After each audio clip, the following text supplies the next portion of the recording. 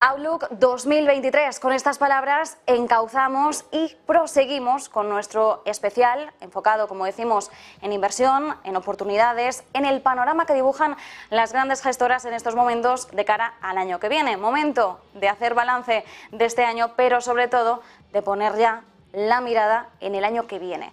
Oportunidades de inversión, riesgos, desafíos que siguen presentándose en estos momentos. Tenemos unas incertidumbres conocidas, incertidumbres que han estado sobrevolando el 2022 y que, como prevemos, se van a prolongar a lo largo de 2023. Veremos cómo evolucionan estas incertidumbres, si esperamos mayor volatilidad o no en activos clave, como la renta fija, como la renta variable, y de todo ello vamos a hablar a continuación con nuestros expertos que nos acompañan a continuación. David Córdoba es responsable en España de Credit Mutuel Investment Managers. David, muy buenas. También tengo justo a mi vera a Pilar García Germán, es directora de ventas de Fidelity International. Muchas gracias. A vosotros. Y un poquito más lejos, Isabel Sánchez Burgos, gestora de carteras de Arquea Gestión. Muchas gracias. Muy buenas tardes. Bueno, como ven, un panel de expertos con los que vamos a abordar a continuación, pues cuáles son las principales claves que tenemos que tener en cuenta, sobre todo para empezar a prepararnos mentalmente, porque cuando hablamos de inversión también hay un componente psicológico importante para qué es lo que nos espera, qué nos va a deparar el escenario de 2023. Por supuesto, una palabra que nos suena y mucho, que hemos estado mencionando este año, más allá de inflación, con permiso de inflación y de guerra, probablemente la tercera más repetida ya ha sido recesión. Una recesión que, recordemos, los bancos centrales hasta hace poco se negaban bastante a reconocer, pero ya vemos cómo la están adaptando también a su mensaje, a su discurso. En el caso de Europa, Estados Unidos, ¿dónde creéis que vamos a tener recesión primero? Europa, desde luego, tiene muchas papeletas. Además, tenemos que tener en cuenta que nuestras circunstancias, por ejemplo, cuando abordamos de dónde nos viene la inflación, hablamos de inflación por el lado de la oferta, por el lado de la demanda, son distintas en el caso de Estados Unidos y de Europa. Y, por supuesto, nosotros tenemos un agravante importante como es el shock energético. Pilar, empiezo contigo. Recesión 2023, palabra clave. Palabra clave, que yo creo que ya ha sido una de las palabras más tocadas en este año 2022. Ha habido muchas incertidumbres, vamos a seguir con muchas incertidumbres en el año 2023 y desgraciadamente seguiremos hablando de esta palabra. Nosotros desde Fidelity lo que pensamos es, le damos una probabilidad bastante alta a la recesión global, de en torno a un 80%. Ahora, la buena noticia, diría, es que nosotros lo que sí que esperamos es una recesión más suave, es una recesión más cíclica, con un 55% frente a un 25% de tener una recesión algo más agresiva. Y si me tengo que mojar, bueno, pues nosotros lo que vemos es que en Europa ya tenemos aquí encima la recesión. Ahora, a medida que empiece bueno, ya lo estamos viendo aquí en Madrid como llueve, pero todavía no ha empezado el frío. Y una vez que empiece el frío fuerte en Europa, bueno, pues desgraciadamente va a haber, bueno, pues una serie de costes que se unen a lo que ya estamos pagando en gas, en energía, etcétera. En cambio, en Estados Unidos, yo creo que aquí vamos un poco más a contracorriente, a ver qué dicen mis compañeros, pero sí que esperamos que hasta el segundo trimestre del año que viene los bancos centrales, la Reserva Federal, podrá calmar o relajar un poco esa recesión en Estados Unidos. Con lo cual, recesión sí, recesión ya en Europa y Estados Unidos todavía no, hasta el segundo trimestre. Bueno, David, ¿cómo lo veis vosotros desde Credit Mutuel? ¿Observáis un escenario similar? Sí, y yo creo, o sea, claramente Europa peor que Estados Unidos, estamos ahí ya bastante alineados.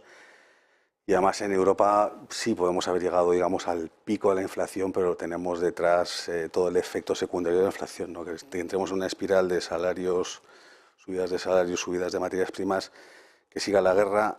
China, cuando vaya soltándose, también nos va a hacer incrementar los precios de las materias primas, que nosotros apostamos claramente a subida de precios de materias primas.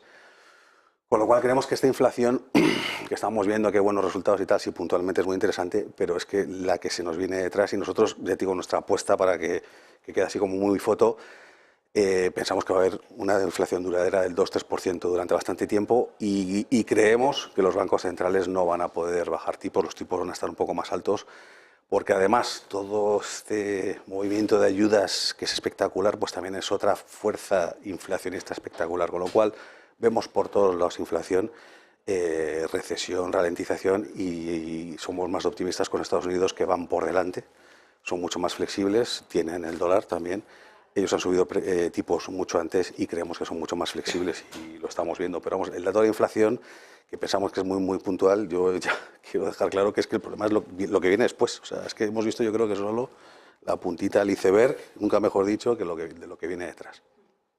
Isabel, bueno, ahora mismo el panorama parece que las apuestas van más en esas vías, ¿no? Recesión que ya tenemos, que ya es inminente en Europa, Estados Unidos en mejor posición en general, económica, a nivel también de políticas monetarias que nosotros, y nos decía David, ¿no? Estamos viendo la puntita del iceberg apenas. ¿Realmente esta es la perspectiva que manejáis desde Arquia Gestión? Bueno, si hablamos de recesión, depende de cómo traigamos esa recesión, ¿no? Si hablamos de recesión técnica, es verdad que Estados Unidos ya ha estado en recesión. Tuvo 2 trimestres este año, ¿no?, de contracción, y eso técnicamente ya se puede calificar como recesión. Es verdad que en el tercer trimestre ya consiguió salir de ese terreno, crecer un 0,6%. Europa pues tiene otros problemas, tiene esa crisis energética más cercanos al conflicto bélico. Estados Unidos es verdad que a pesar de haber vivido esa recesión técnica, sí que tiene una economía, pues digamos, más fuerte, ¿no?, más saludable, más sana, ¿no?, que es capaz igual de salir mejor a flote. Entonces, casi más importante que saber quién va a entrar antes en recesión en 2023 es, yo creo, saber la profundidad y el alcance que va a tener esa recesión y la capacidad que va a tener esa economía de volver a coger impulso, ¿no? Entonces ahí, bueno, pues ahí Europa sí que es verdad que tiene un poco más de problemas por su tema de energía. Pero es verdad que tampoco pensamos que vaya a ser una recesión de gran calado, ¿no? Al final es verdad que Estados Unidos pues tiene una tasa de desempleo mucho más baja que la de Europa, pero Europa tampoco estamos con tasas de desempleo excesivamente elevadas, ¿no? Está creo que en el 6,5 o algo así. Y en cuanto la inflación empiece a tocar el pico y los tipos de interés también se controlen, bueno, pues eso también desahogará un poquito a las familias y a las empresas. Que no quiere decir que no vayamos a tener recesión, ¿no? Pero bueno, veremos a ver. Lo importante es saber un poco el alcance y la profundidad del daño que se va a hacer a esa actividad económica. Bueno, y precisamente con esto tocas una clave importante que es la magnitud, ¿no?, de la recesión, la profundidad, que es quizás una de las cosas a las que nos estamos intentando adelantar en estos momentos, porque como vemos, recesión ya está aceptado incluso por los bancos centrales que se resistían, ¿no?, de alguna forma. Es más, la FED no llegó nunca a querer reconocer esa recesión técnica que apuntabas. De hecho, ya luego cuando salimos un poquito a flote en Estados Unidos, viendo ya pues un nuevo trimestre con un PIB que volvía a experimentar crecimiento, ahí ya dijeron, bueno, ya tenían un poco la excusa, ¿no?, el argumento como decir, ¿veis? No hablábamos de recesión técnica, pero bueno, sobre el papel, 2 trimestres consecutivos es lo que es. Entonces, magnitud, de eso vamos a hablar a continuación, David. Magnitud de la recesión en Europa. Banco Central Europeo mantiene en su escenario central recesión suave y corta. Escenario más adverso, las 2 P's, prolongada y profunda. Pero, insistimos, este es el escenario más adverso que contempla el Banco Central Europeo. Un Banco Central Europeo que hay que decir que no sabemos hasta qué punto peca de cierta hipocresía porque ha puesto ahora el foco en los bancos de Europa y les tilda de pecar de optimismo.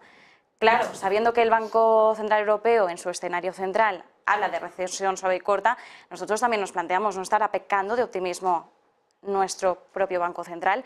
¿Cómo lo estáis viendo vosotros? Pues que son demasiado optimistas. Ya te he dicho, nosotros sí, probablemente estos niveles de inflación eran insostenibles. Claramente estamos ya bajando, pero es que no tienen muchas armas. Es decir, y aquí la gente apuesta que van a tener que ayudar, que salir con ayudas. Están reduciendo el balance. Lo que he comentado de las ayudas, nosotros no lo vemos y de hecho, aunque sea, yo creo que está también en conversaciones de café, están sobreendeudados, la deuda es enorme, entonces la inflación es una manera de reducir la deuda. Entonces esta inflación a ellos viene bien en general para los estados y para la Unión Europea. Y además el mercado no acompaña. O sea, ya te digo que creemos que es la punta del iceberg y que nos vamos a tener que acostumbrar que cuando estudiamos, porque somos más o menos de la misma quinta, hemos vivido inflaciones positivas y tipos de interés positivos, con lo cual hay que intentar sacar partido y por eso yo creo que ahora mismo estamos todos hablando mucho de renta fija, pero creemos que la recesión, crisis, ralentización, llámalo como seas, va a ser muy complicada y nosotros solo creemos que va a haber algo de visibilidad y, como decía alguna, brotes verdes mediados del 24, con lo cual nosotros estamos francamente pesimistas porque creemos, y no lo tenemos claro, si la bolsa ha descontado todo el impacto. O sea, se supone que la bolsa anticipa, pero nosotros creemos que todavía no hay visibilidad para anticipar. En el petróleo sí que vemos que anticipa un poco mejor, ya te digo, somos digamos, pesimistas, creemos que va a subir el petróleo, y en la bolsa, ha rebotado la bolsa, pero creemos que es solo un rebote, vamos a decir, que dicen técnico, pero que viene en curvas. Y ahí yo creo que va a estar bien para los gestores activos, para los gestores que hacen asset allocation, que me imagino que lo hablaremos más tarde, de jugar sus bazas. Pero sinceramente nosotros creemos que los bancos centrales, y yo creo que también históricamente han pecado siempre de optimistas. Y en general creo que casi todo el mundo pecamos de optimistas, salvo algún gestor, que sale luego de repente tiene rentabilidades espectaculares, ¿no? Algún hedge fund, algún fondo de cobertura, pero en general creemos que hemos pecado y que van a pecar de optimistas. Pilar, ¿cómo ves este entorno? ¿Peca el Banco Central Europeo de optimismo? Bueno, nosotros estamos un poco alineados con lo que decía David, sí que creemos que peca de optimista. También es verdad que va a haber que analizar muy de cerca todas esas incertidumbres de las que hablábamos antes. Está claro que sí, bueno, pues por algún casual la guerra termina, se llega a un acuerdo o hay algún tipo de noticia positiva, eso sí que va a impactar y mucho pues, en crecimiento, en economía, bueno, en que realmente la gente se lo crea, ¿no? Volviendo al Banco Central Europeo, bueno, si realmente siguen con la subida de tipos, siguen subiendo tipos de forma más agresiva, que parece que esta semana se va a suavizar, pero habrá que verlo. Nosotros sí que somos de la teoría que, ojo, porque eso sí que podría hacer que la recesión fuera mucho más profunda. Pensamos que Europa no está preparada para esos tipos tan altos porque podría ahogar la economía, podría ahogar el crecimiento, con lo cual, bueno, todo va a depender y mucho de cómo se vayan solventando un poco las distintas incertidumbres que hay principalmente en Europa, ¿no? En Europa ya tenemos, bueno, pues, bueno, al final es un poco como la pescadilla que se muerde la cola, porque al final tenemos la presión de la guerra en cuanto a los precios de la energía, los precios del gas, luego también un poco, bueno, pues a toda Europa, que tampoco hay una estabilidad económica y que el Banco Central Europeo también tiene que estar apoyando eso, y luego además tenemos el control de la inflación, que ni de lejos, es verdad que los datos están siendo buenos, pero ni de lejos estamos cerca del objetivo del 2% ni lo vamos a estar. Entonces, bueno, nosotros somos más de la teoría que el Banco Central Europeo se están empezando a cerrar un poco esas ventanas de subida de tipos y que esperemos que empiece a reducir, porque si no la recesión podría ser mucho más profunda de lo que pensamos. Bueno, y de hecho una de las cuestiones que estamos abordando en estos momentos, teniendo en cuenta pues estas implicaciones, ¿no? De intentar adelantarnos a los próximos pasos del Banco Central Europeo, dos cosas que quiero destacar de lo que habéis mencionado, tanto tú, Pilar, como David, haciendo mención, Isabel, a tanto la reducción del balance que ha mencionado David. Luis de Guindos reconocía recientemente que el Banco Central Europeo ahora mismo afronta cierta incertidumbre en este sentido, porque dicen, bueno, tenemos que empezar a hablar de los detalles de cómo y cuándo va a comenzar la reducción del balance, pero no tenemos experiencia previa, entonces desconocemos por el momento el impacto, las consecuencias de esa reducción. Y luego otro tema importante, objetivo de inflación. Seguimos muy lejos de ese objetivo que marca el Banco Central Europeo del 2% y nos preguntamos hasta qué punto incluso existiría la posibilidad de que en esas conversaciones, en esas reuniones, el Banco Central Europeo tenga que incluso situar su objetivo por encima del 2%, que también es una cuestión que no sé hasta qué punto sería descartable o no. Claro, teniendo en cuenta también todos estos frentes que tiene el Banco Central Europeo, cuando hablamos de esa magnitud de una recesión suave y corta, realmente hasta qué punto tenemos que cogerlo con muchas pinzas, ¿no? Porque David y Pilar ya más o menos nos están diciendo, bueno, es que el optimismo quizás sea excesivo. Bueno, quizás sea excesivo, ¿no? ¿Cuál es la longitud, ¿no? de esa recesión cuando hablan de que sea más corta, ¿no? Nosotros pensamos, bueno, que en realidad es verdad que también los ciclos, como se ha constatado en los últimos años, cada vez son más cortos, ¿no? Y al final, pues también las recuperaciones también llegarán antes, ¿no? Seguramente, ¿no? Seguramente pues ese periodo de recesión, sin ser excesivamente corto, pues tampoco será muy largo. Nosotros creemos que a favor de que sea algo más corto, pues está que partimos de una situación totalmente anómala, artificial, que está provocada, ¿no? Por unas decisiones de política monetaria muy agresivas, ¿no? Para combatir la situación actual de precios, ¿no? Entonces, bueno, la verdad es que hay muchos interrogantes, como decía Pilar también, está todo el interrogante en Europa de la guerra, ¿no? Y bueno, la prolongación de la guerra también va a influir mucho en los precios de la energía, y ahí sí que es imposible saber, ¿no? Porque dependemos de decisiones políticas, de políticos que son poco predecibles y con lo cual, bueno, pues todas esas incertidumbres vamos a tener que gestionarlas paso a paso, yo creo, durante el año que viene. Bueno, hablabas de los políticos y además estamos viendo, ¿no?, cómo los bancos centrales piden que políticas fiscales vayan de la mano con la política monetaria. Ya vimos el caso de lo que ocurrió con el Banco de Inglaterra, que tuvo que intervenir después del mini presupuesto de Kwasi Kwarteng. Claro, siguiendo con la inflación, ¿vosotros consideráis, Isabel, vuelvo a ti, que podemos volver a los precios en los niveles precrisis? ¿Realmente es un objetivo viable? Yo creo que es muy poco viable. ¿No? Si partíamos de 100 y hemos llegado a, digamos, 110 debido a todos los cuellos de botella originados por el COVID, luego los precios de la energía originados por la guerra de Ucrania, no vamos a volver otra vez a 100.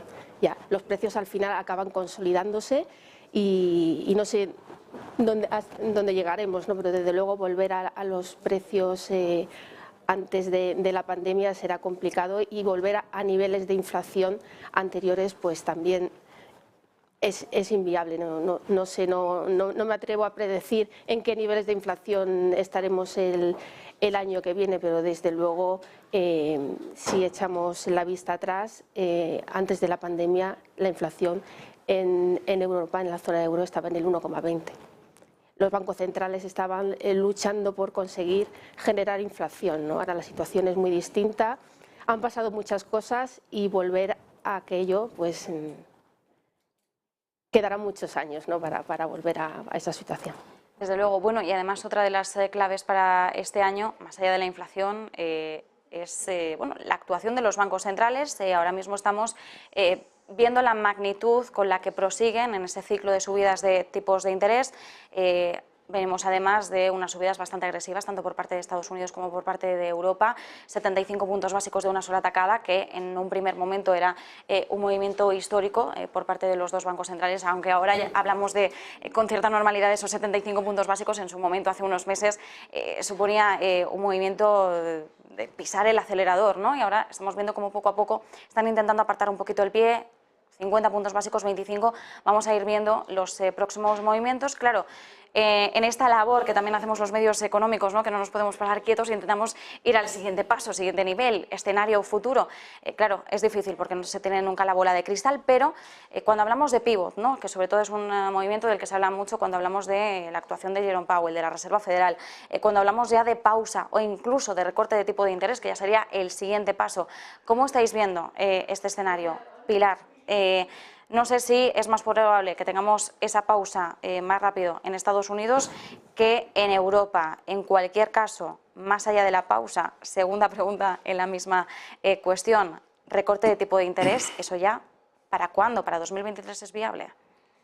Bueno, a ver, nosotros realmente lo que estamos mirando es Estados Unidos, ¿no?, que es la economía que va por delante, es el país que está marcando, que está liderando, y de donde nosotros creemos que, bueno, pues gracias a las cifras que están aguantando muy bien, tenemos ese mercado laboral que sigue tirando del consumo, y entonces pensamos, bueno, pues que a lo mejor ahora, esta semana vemos, bueno, una rebaja de 75 a 50 puntos básicos, pero ni siquiera, incluso pensamos que tiene la fortaleza de poder seguir subiendo tipos. La Reserva Federal ha dicho muchas veces que su prioridad era batir a la inflación, y desde nuestro punto de vista pensamos que se puede permitir todavía, gracias a esa macro tan buena que tiene Estados Unidos, se puede permitir seguir con las subidas de tipos. Entonces, sea 75, sea 50 puntos básicos, nosotros no pensamos que la Reserva Federal tenga que dar la vuelta, por decirlo de alguna forma, y bueno, sí, de cara al 2023 sí que veremos, bueno, pues a mediados a lo mejor que se empiece a reducir. Lo que sí que veremos es en Europa, que lo comentaba antes, el Banco Central Europeo,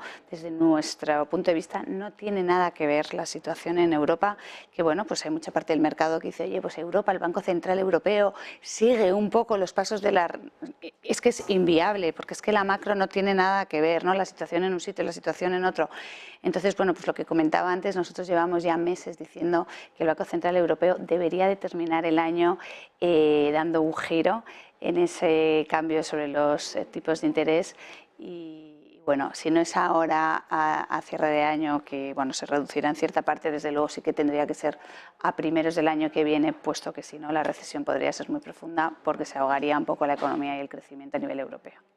Bueno, y además también tenemos que tener en cuenta que al final el mandato del Banco Central Europeo es estabilidad de precios. La FED sí que tiene un doble mandato y aquí también entra en juego el mercado laboral, que hay algunas casas de análisis que apuntan a que la tasa de desempleo, que en Estados Unidos ahora está en el 3,7, para finales de año podríamos verlo en el 5,5%, pero por el momento parece que la Reserva Federal puede tener todavía margen de maniobra para seguir subiendo los tipos sin, pues como nos decía Pilar, en el caso de Europa, ahogar la economía o poner en riesgo el mercado laboral. David, ¿cómo lo veis vosotros desde Credit Mutuel? Pausa, recorte de tipos, escenario. Pues estamos, no hablamos, Pilar y yo, pero estamos muy alineados. Voy a dar un dato, un tipo hipotecario en Estados Unidos está al 6,5. Estados Unidos, estamos hablando de un país, un continente que necesita millones de casas nuevas, o sea, y no les pasa nada. Entonces ellos tienen, y decía muy bien Pilar, ellos tienen mucha más flexibilidad, van adelantados. En Europa tenemos otro tipo de macro, de economías y hasta de bolsas. Ellos lideran con la tecnología, nosotros tenemos otro tipo de bolsas. Entonces Estados Unidos, para bien o para mal, vamos a ser su seguidor, su follower. Entonces ellos pueden llegar digamos, a niveles mucho más altos, pero tienen una economía muchísimo más flexible y que dentro de esas economías tienes tendencias de sube-baja.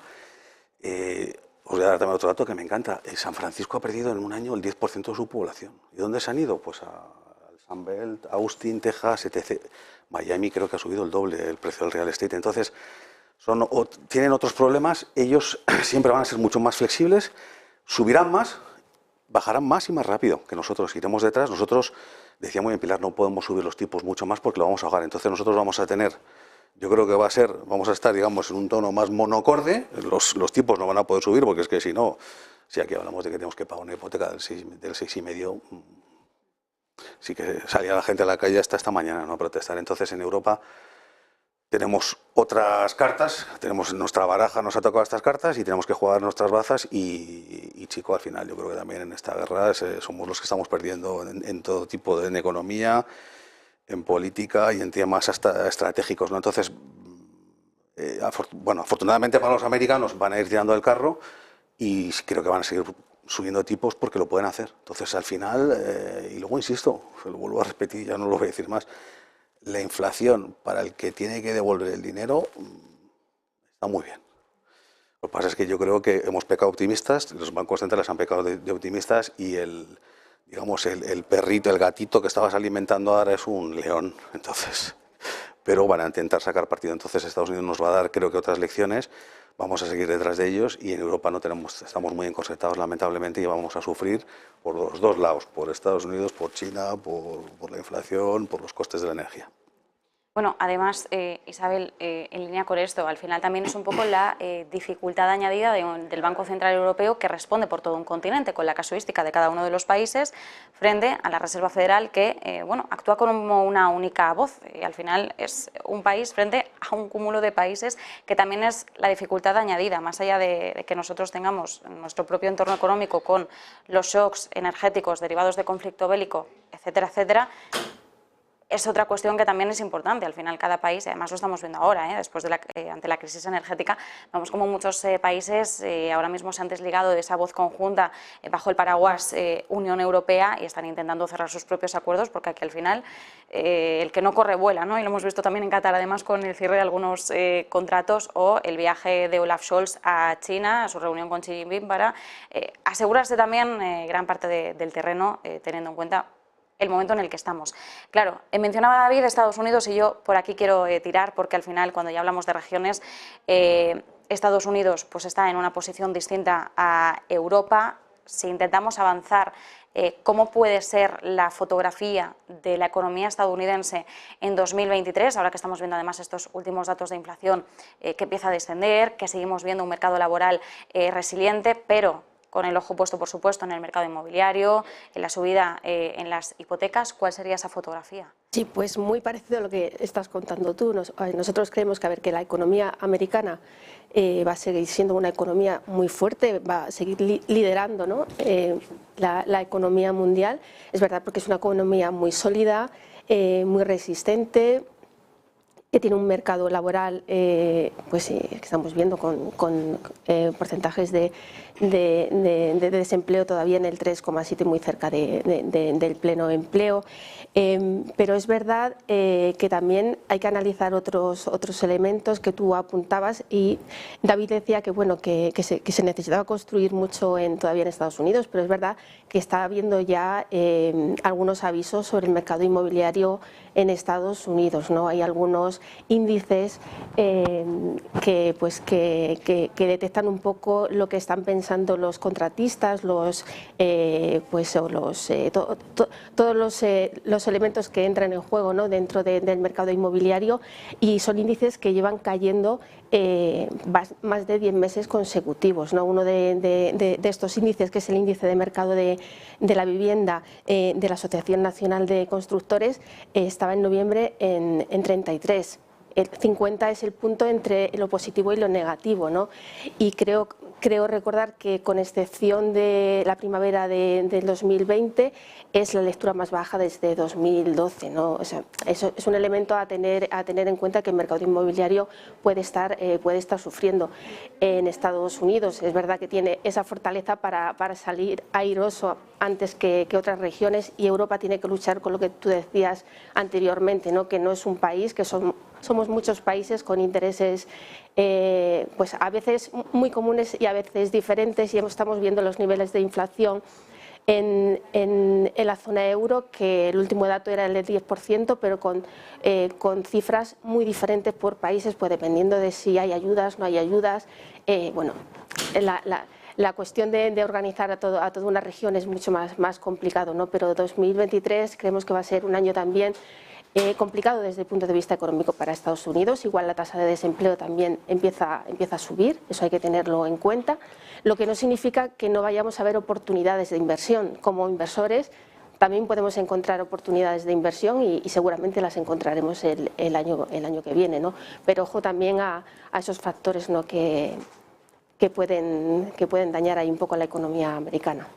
Bueno, y aprovecho que ya has mencionado las oportunidades de inversión para abrir nuevo melón, ¿no? Porque claro, aquí intentamos sortear o capear el temporal o todas estas incertidumbres lo mejor posible, y aquí entonces intentamos ver o analizar qué puede hacerlo mejor, ¿no? En cuestión de activos, en cuestión de regiones, de sectores, compañías. Entonces, mucho se está hablando de que 2023 puede ser el gran año para la renta fija, ¿no? Además, viniendo de un año que ha sido tan negativo tanto para renta fija como para renta variable, aunque estábamos viendo también cómo este 2022 podría marcar una pauta incluso anómala, en la que quienes han tomado más riesgo pueden salir incluso ganando más que aquellos perfiles que hayan sido más conservadores. Es decir, que tenemos una vuelta de tortilla bastante curiosa este año. David, renta fija, renta variable, año 2023.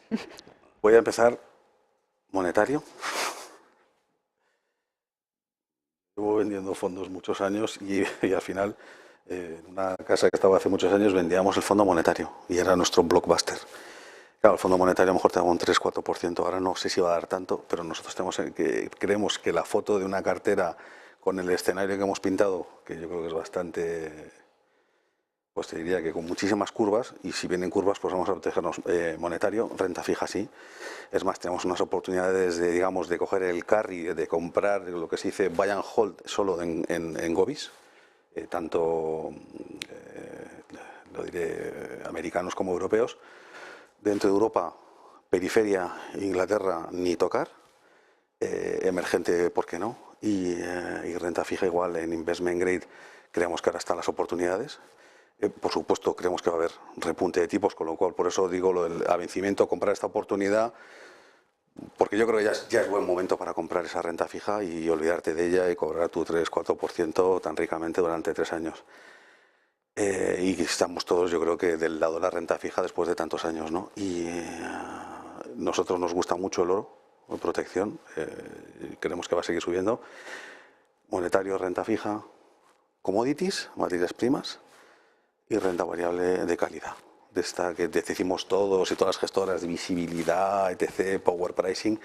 Igual seguimos en el mismo carro porque, pues sí, la renta variable este año es verdad que puede dar a última hora bastantes buenas sorpresas, pero digamos esos serían nuestros jokers para el año que viene, empezando por el monetario, que ya está en positivo, y aprovechando las oportunidades porque, y es mi conclusión, la bolsa anticipará una recuperación que de momento nosotros no vemos por ningún lado, con lo cual recuperamos, digamos, como activo el monetario. Bueno, la apuesta, recomendación de inversión de Credit Mutuel. Desde Arquea Gestión, Isabel. Pues es verdad que la renta fija pues ha tenido historias muy dramáticas, ¿no? Este año hemos vivido historias complicadas, ¿no? Pero creemos que es el momento de la renta fija. Nosotros estamos muy constructivos en renta fija, ya llevamos un tiempo e incluso pues, en nuestras estrategias pues, hemos empezado a aumentar un poco de duración de forma progresiva, porque creemos que es el momento de estar ahora en renta fija. Eso sí, en alta calidad crediticia. Nosotros no pensamos que la diferencia de rentabilidad que nos ofrece el high yield nos esté compensando el riesgo que estamos asumiendo, y con el investment grade, como decía David, estamos obteniendo yields del 4-4,5% que ya las hubiéramos querido, ¿no? hace tiempo. Y los fondos de inversión pues que han ido comprando esas emisiones allí muy interesantes, ya llevan mes y medio, 2 meses sumando rentabilidad, ¿no? Con lo cual estar en renta fija, ya teníamos que estar en renta fija. Y nosotros, a diferencia de David, es verdad que nos hemos refugiado en ciertos momentos algo en monetario, pero ya estamos saliendo para ir cogiendo un poquito más de duración. En renta variable seguimos siendo muy prudentes. Creemos que sí que va a haber oportunidades, pero todavía puede haber correcciones. Entonces, bueno, de momento mantenemos una exposición bastante moderada en renta variable y sobre todo a través de renta variable muy defensiva, y también apoyándonos en la rentabilidad por dividendo, ¿no? Creemos que más adelante, cuando se produzca esa caída de la actividad económica y haya nuevas correcciones, igual sí que es momento de empezar a hacer cartera ya con otro tipo de sectores, ¿no? Pero de momento seguimos muy cautos en renta variable. Bueno, parece que hay unas apuestas cada vez más fuertes, ¿no?, hacia renta fija. Desde Fidelity, Pilar, ¿cuál es la apuesta para 2023? Bueno, nosotros la verdad es que estando alineados con mis compañeros, pero también es verdad que debido a todas las incertidumbres que tenemos en el mercado, como todavía no tenemos la foto clara para el año que viene, todavía estamos algo cautos. ¿Esto qué significa? Bueno, pues que al final oportunidades hay, que desde luego hay que empezar a construir cartera. Estoy con Isabel, que ya el hecho de estar sobreponderado en la parte de cash ya se empieza a quedar, yo creo, un poquito corto, y hay que empezar a moverse. La renta fija empieza a pagar, ojalá hace un año nos diera lo que nos está dando ahora. Nosotros por el lado de la renta fija empezamos a sobreponderar o a favorecer toda la parte de investment grade, pero sobre todo la parte europea, por un tema de calidad, por un tema de diferenciales, bueno, pues que están más amplios que nunca y que pues el binomio rentabilidad-riesgo es muy atractivo. Y luego por la parte de renta variable, desde luego estamos positivos, siempre y cuando sean estrategias más defensivas, que las hay. Todo lo que son las estrategias de dividendos son estrategias, bueno, pues que tienden a comportarse muy bien en momentos de recesión y de volatilidad, ¿no? Entonces, bueno, creo que la clave de todo esto es la diversificación, un poquito de renta fija, un poquito de renta variable, un poquito de commodities, un poquito cada uno en función del perfil de riesgo que tenga, con lo cual estrategias globales, estrategias bien diversificadas y buscar aquellos activos defensivos dentro de los universos que tenemos para elegir, que son muchos. Pues nosotros nos quedamos con esas claves, como decíamos, fotografía muy extensa de cara a 2023. No sabemos el grado de acierto, ¿no?, de todas estas cábalas, pero desde luego es una fotografía con la base que tenemos en estos momentos, con la información de la que disponemos en el momento actual y sobre todo pues intentando dar los pasos lógicos, ¿no?, de qué es lo que nos puede deparar 2023. Con todo esto, como decimos, oportunidades de inversión. Y además me quedo con una de las últimas palabras que señalaba Pilar, cautela, que yo creo que al final es también la base para poder ir paso a paso y, como dicen los bancos centrales, meeting by meeting, ¿no?, con todos los datos a disposición, poder ir dando esos pasos más certeros, pasos firmes. David Córdoba, responsable en España de Credit Mutuel Investment Managers, muchísimas gracias. Gracias a ti, Marta. Igual, Isabel Sánchez Burgos, gestora de carteras de Arca Gestión, muchísimas gracias. Un placer. Y Pilar García Germán, directora de ventas de la gestora Fidelity International, muchísimas gracias. A vosotros. Pues nosotros nos quedamos con este panel de expertos, con todo